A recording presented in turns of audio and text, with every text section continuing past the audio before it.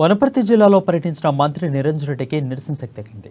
సమ్మె పట్ల దుష్ప్రచారం చేస్తున్నారని, మంత్రి హోదాలో ఉంటూ సమ్మె పట్ల అసత్య ప్రచారం చేస్తున్నారని, సమ్మెను విచ్ఛిన్నం చేసే కుట్ర జరుగుతుందని తెలిపారు అంగన్వాడీలు. అసత్యాలు మాని న్యాయమైన డిమాండ్లను, ఈ సమస్యలను పరిష్కరించాలని కోరారు. ఈ నేపథ్యంలో వనపర్తి పర్యటనకు వచ్చిన మంత్రి నిరంజన్ రెడ్డిని అంగన్వాడీలు, టీచర్లు, ఆయాలు అడ్డుకున్నారు. సమ్మె డిమాండ్లను పరిష్కరించాలని, మంత్రిని గౌరవ్ చేసిన కార్మికులను సీఎం కేసీఆర్ దృష్టికి తీసుకెళ్తామని మంత్రి హామీ ఇచ్చారు. ఇక సమ్మెను తక్షణమే విరమించాలని కోరగా స్పష్టమైన హామీ ఇచ్చే వరకు విరమించేది లేదని అంగన్వాడీలు తేల్చి చెప్పారు.